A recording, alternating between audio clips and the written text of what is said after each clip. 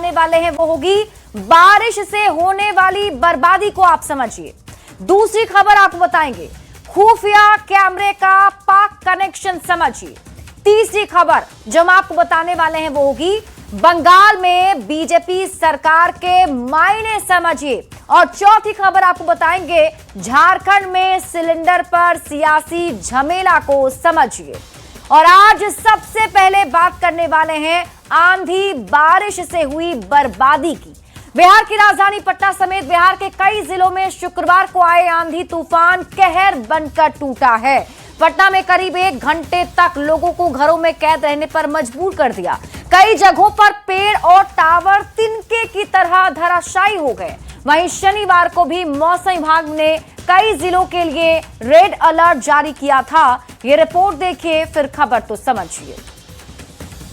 आफत की बारिश कहर बनकर आई। शुक्रवार को आया तूफान कर गया बेचैन। राजधानी में छाया अंधेरा, तूफान ने कहर बरपाया। तूफान का तांडव, टावर पर पेड़ धराम।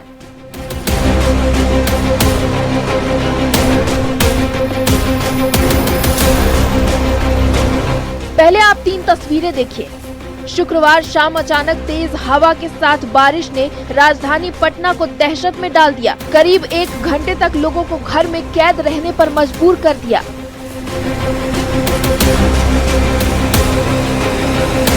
पटना में कई जगहों पर विशालकाय पेड़ गिरने से सैकड़ों गाड़ियां चपेट में आ गई। कई लोग नीचे दब गए।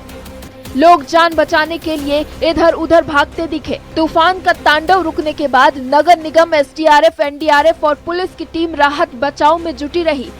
पेड़ के नीचे फंसे लोगों को सुरक्षित रेस्क्यू किया। घायलों को अस्पताल भेजा गया। युद्ध स्तर पर गिरे पेड़ को हटाया गया। आंधी तूफान था और उसमें बहुत पेड़ गिरी हैं और जो भी पेड़ गिरी हैं तुरंत हटाकर ट्रैफिक क्लियर करने के लिए नगर निगम के सभी पदाधिकारीगण, फॉरेस्ट के पदाधिकारीगण, बिजली विभाग के पदाधिकारीगण सबको लगाया गया और तेजी से लोगों ने क्लियर भी कराया है। वहीं वैशाली में भी तेज आंधी तूफान और बारिश ने तबाही मचा दी है। ठनका गिरने से कई लोगों की दुखद मौत हो गई है। मधेपुरा में तो बीएसएनएल टावर तिनके की तरह तेज हवा में रिहायशी इलाके में गिर गया, जिससे अफरा तफरी मच गई। फिलहाल प्रशासन ने लोगों से अपील की है कि मौसम देखकर ही घरों से बाहर निकले। बिहार में चक्रवाती तूफान का असर रहने वाला है, लेकिन शुक्रवार को आए आंधी तूफान ने लोगों को बर्बादी का सबब दे दिया। Bureau report, news 18। देखिए, इस आंधी और बारिश ने बहुत कुछ नुकसान तो पहुंचाया ही है, इसके साथ ही लोगों को काफी परेशानी भी हुई है। हम आपको अब पूरी खबर समझाते हैं। बिहार में असमय आंधी बारिश की वजह को अब आप समझिए। आखिर अचानक से मौसम ने करवट क्यों ले लिया? तो बिहार में असमय आंधी बारिश की वजह यह है कि पश्चिमी विक्षोभ, जलवायु परिवर्तन और चक्रवाती क्षेत्र के साथ साथ जेट स्ट्रीम इसके पीछे की वजह बताई जा रही है। इन्हीं वजहों की वजह से आप मौसम में ये बदलाव देख पा रहे हैं। पश्चिमी विक्षोभ भूमध्य सागर से कम दबाव की वजह से तूफान लेकर आया। ठंडी हवाएं हिमालय से टकराने से अचानक मौसम बदल गया। जलवायु परिवर्तन से गर्म हवा अधिक नमी सोख रही है। अधिक नमी सूखने से कम्युलोनिम्स का बादल बनकर ओले पैदा करते हैं। तो ऐसे में ये सारी वजहें जो है वो इसके पीछे बताई जा रही है और इसी वजह से आप मौसम में ये बड़ा बदलाव देख रहे हैं। शुक्रवार की आंधी बारिश से बिहार में 9 लोगों की मौत हो गई है। सरकार की ओर से 4-4 लाख रुपए के मदद का ऐलान किया गया है। प्रभावित जिलों में नुकसान का आकलन अभी भी जारी है। अब आप पूरी खबर तो समझिए। अचानक आई आंधी बारिश से बचने के लिए क्या आपको करना चाहिए? देखिए, आजकल मौसम विभाग मोबाइल पर आपको सीधे अलर्ट भेजता है। पूरी जानकारी आपके मोबाइल पर आती है।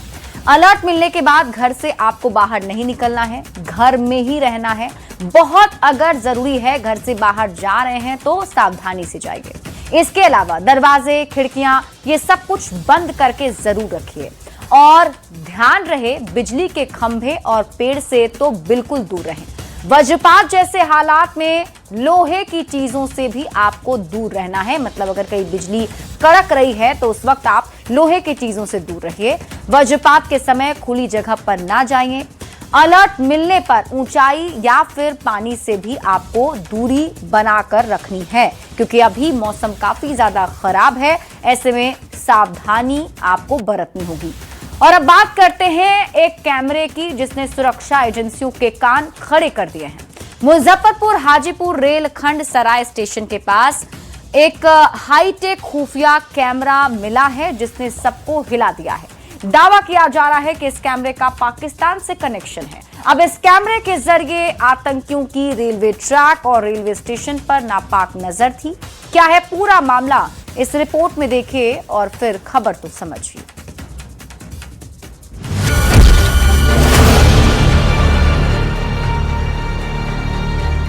ये वही संदिग्ध कैमरा है जिसने सुरक्षा एजेंसियों की नींद उड़ा दी है। दावा किया जा रहा है कि इसे आतंकी संगठन ने लगाया है। इस कैमरे का आतंकी कनेक्शन है। मुजफ्फरपुर हाजीपुर रेलखंड पर सराय स्टेशन के आगे रेलवे सिग्नल टावर के पास लगे इस कैमरे के मिलने के बाद हड़कंप मच गया। ये कोई साधारण कैमरा नहीं है, एक हाईटेक जासूसी उपकरण है। Camera secret IP camera 4G SIM के जरिए सीधे इंटरनेट से जुड़ा था। अब सुरक्षा एजेंसियों को सबसे ज्यादा डर आतंकी रेकी का है। अब पूरे मामले की जांच बिहार ATS और STF की टीम कर रही है। हालांकि रेल एसपी ने अभी आतंकी कनेक्शन की बात को नकार दिया है। कैमरा मिला है, ये सत्य है। वहाँ के स्टेशन अधीक्षक द्वारा एक लिखित आवेदन भी इस कार्यालय को उपलब्ध कराया गया है।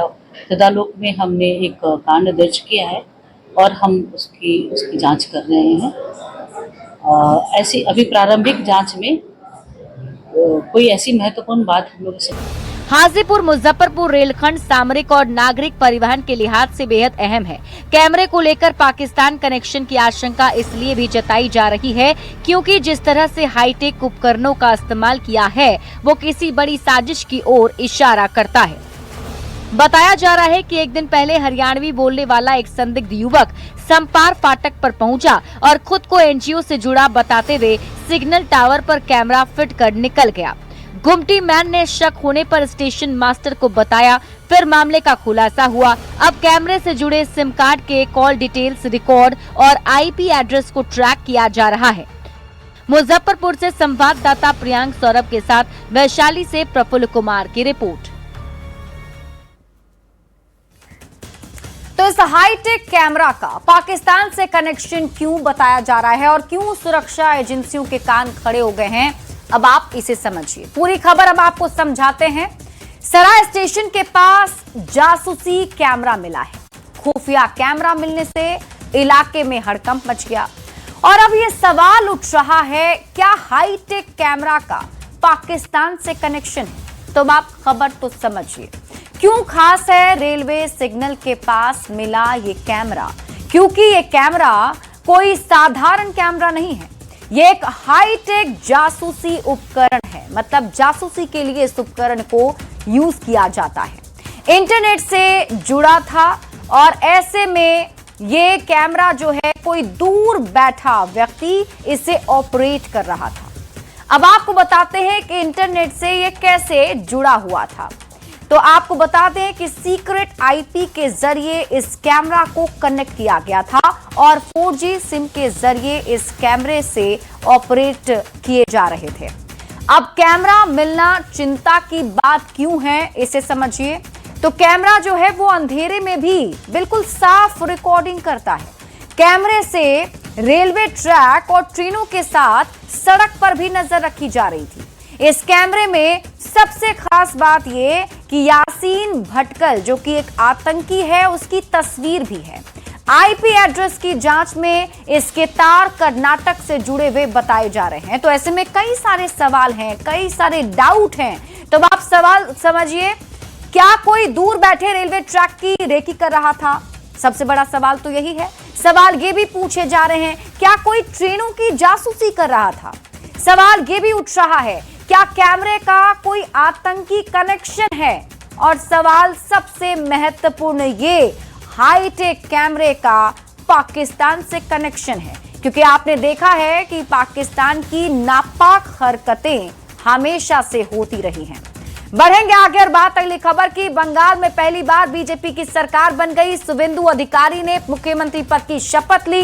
शुवेंदु अधिकारी के साथ 5 नेताओं ने भी मंत्री पद की शपथ ली है। प्रधानमंत्री नरेंद्र मोदी समेत कई केंद्रीय मंत्री और ब्रिगेड मैदान में मौजूद हजारों लोग इस ऐतिहासिक मौका के गवाह बने हैं। ये रिपोर्ट देखिए, फिर खबर तो समझिए।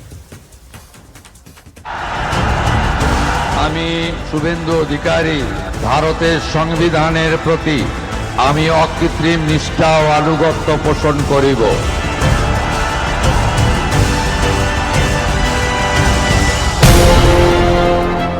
शपथ ग्रहण की ये तस्वीरें सिर्फ एक तस्वीर भर नहीं बल्कि ऐतिहासिक क्षण की गवाह भी है। बंगाल में पहली बार बीजेपी की सरकार बनी है और शुवेंदु अधिकारी ने मुख्यमंत्री पद की शपथ ली। আমি শুভেন্দু অধিকারী शुवेंदु अधिकारी के साथ 5 मंत्रियों ने भी पद और गोपनीयता की शपथ ली है।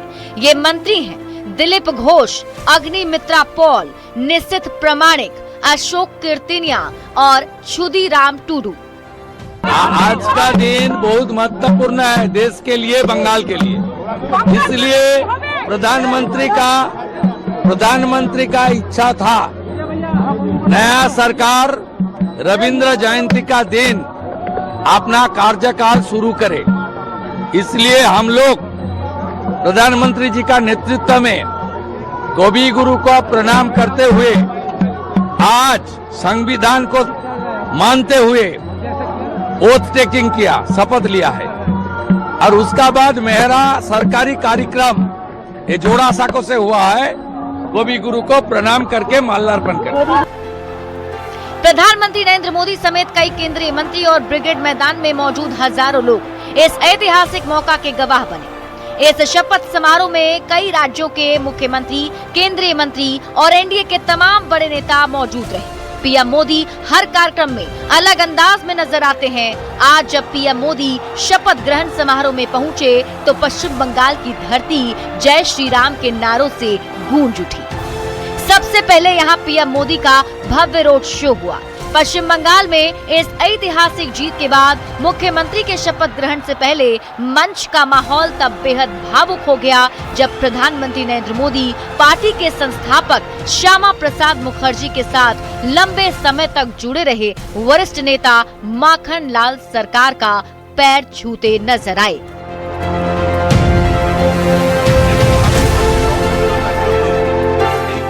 इस दृश्य ने पूरे कार्यक्रम को भावनात्मक बना दिया। सिलीगुड़ी के रहने वाले माखन लाल सरकार भारतीय जनता पार्टी के 98 साल के सबसे पुराने कार्यकर्ताओं में गिने जाते हैं। उन्होंने कश्मीर आंदोलन के दौरान श्यामा प्रसाद मुखर्जी के साथ काम किया और उनके साथ गिरफ्तारी भी दी थी। मंच पर जब पीएम मोदी ने उनको शॉल ओढ़ाकर अभिनंदन किया और फिर उनके पैर छुए तो माखन लाल सरकार के साथ साथ वहां मौजूद हर शख्स भावुक हो गया। इस दौरान माखन लाल सरकार ने भी प्रधानमंत्री को गले लगाकर अपना स्नेह जताया। बंगाल विधानसभा चुनाव में बीजेपी ने 207 सीट जीतकर ऐतिहासिक बहुमत हासिल किया है, जबकि पिछले 15 साल से सत्ता में रही टीएमसी महज 80 सीट पर सिमट गई।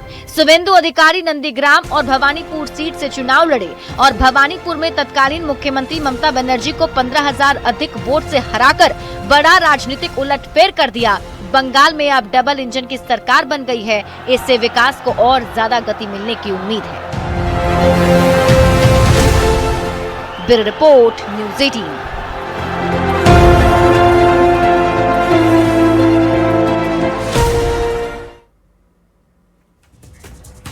तो पश्चिम बंगाल में सरकार बनने के बाद ये पहला मौका था शपथ ग्रहण का और इस शपथ ग्रहण को काफी भव्य बनाया गया, जिसकी तस्वीरें आपने देखी। अब आपको पूरी खबर समझाते हैं क्यों ये इतना महत्वपूर्ण रहा है। देखिए, पश्चिम बंगाल में पहली बार ऐसा मौका है जब बीजेपी की सरकार बनी है।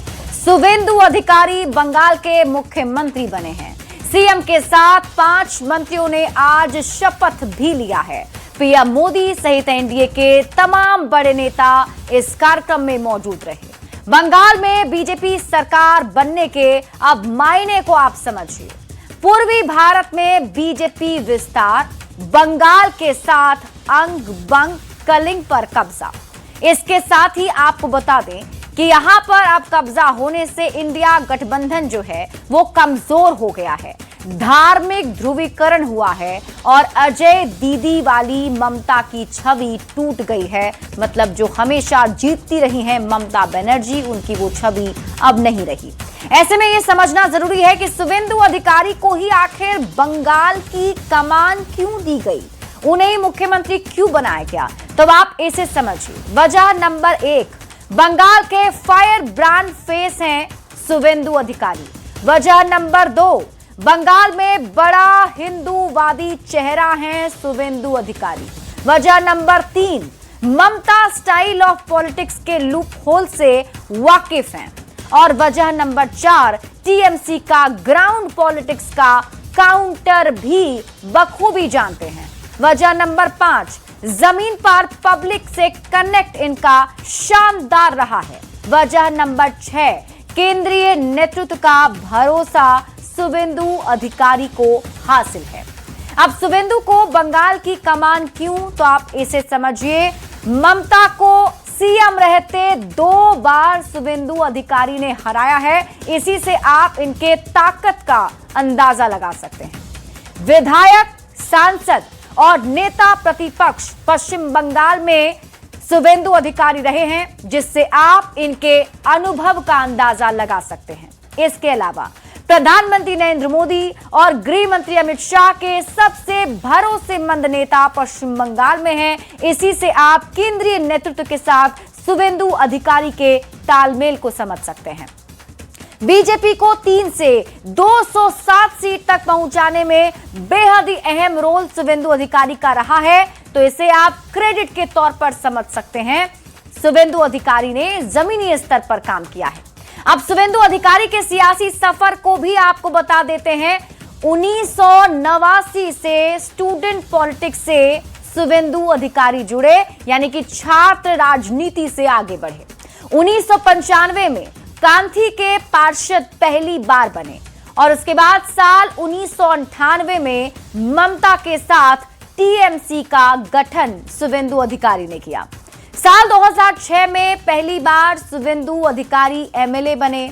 साल 2009 में पहली बार शुवेंदु अधिकारी एमपी बने, मेंबर ऑफ पार्लियामेंट भी रह चुके हैं। साल 2014 में फिर दूसरी बार ये एमपी बने। साल 2016 में बंगाल में मंत्री भी बने। साल 2020 में फिर शुवेंदु अधिकारी बीजेपी में शामिल हो गए। साल 2021 में बंगाल में नेता प्रतिपक्ष की भूमिका संभाली और फिर साल 2026 अब बंगाल में मुख्यमंत्री बन चुके हैं और अब इनकी अगुवाई में बीजेपी की सरकार पश्चिम बंगाल में बन गई है। बढ़ते हैं आगे और बात अगली खबर की। झारखंड में सिलेंडर सब्सिडी को लेकर वित्त मंत्री की ओर से सीएम हेमंत सोरेन के लिखे पत्र के बाद झारखंड की सियासत गर्म हो गई है। वित्त मंत्री ने हर सिलेंडर पर 200 रुपए सब्सिडी देने की मांग की है। जेएमएम ने पत्र लिखने को वास्तविकता से दूर रहकर मीडिया की सुर्खियों में बने रहने की कोशिश बताया, तो बीजेपी ने सरकार में सीएम और मंत्रियों के बीच जारी विरोध की राजनीति पर तंज कसा है। हालांकि कांग्रेस को मामले के समाधान की उम्मीद है। पूरी खबर इस रिपोर्ट में।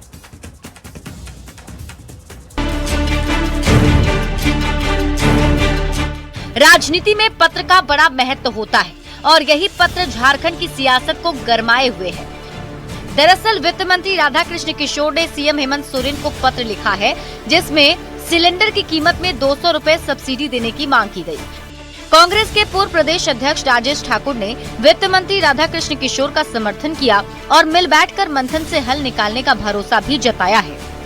देखिए, गैस के सिलेंडर में जो बढ़ोतरी हुई है उसको लेकर हम लगातार चिंतित हैं। सच पूछिए तो ये सभी मामले हम लोग मुख्यमंत्री जी से बैठ करके बातचीत करके उसको सॉल्व करने का प्रयास करेंगे। सिलेंडर तो झारखंड में सिलेंडर सब्सिडी पर संग्राम क्यों छिड़ा हुआ है, पूरी खबर आपको समझाते हैं। अब आप खबर तो समझिए। वित्त मंत्री राधाकृष्ण किशोर ने सीएम को एक चिट्ठी लिखी, एक पत्र मुख्यमंत्री हेमंत सोरेन को उन्होंने लिखा। इस पत्र में उन्होंने क्या लिखा? उन्होंने लिखा कि सिलेंडर पर 200 रुपए की सब्सिडी लोगों को दी जाए, ये मांग उन्होंने की। झारखंड में सिलेंडर सब्सिडी पर संग्राम छिड़ गया। जेएमएम का कहना है कि सुर्खियों में रहने के लिए ही ऐसे पत्र वो लिख रहे हैं, और बीजेपी का दावा है कि सरकार में सब कुछ ठीक नहीं चल रहा है क्योंकि कांग्रेस सहयोगी पार्टी है और ऐसे में दोनों में तल्खी दिख रही है। अब आप खबर तो समझिए, वित्त मंत्री ने सीएम से सिलेंडर पर 200 सब्सिडी देने की मांग आखिर क्यों की?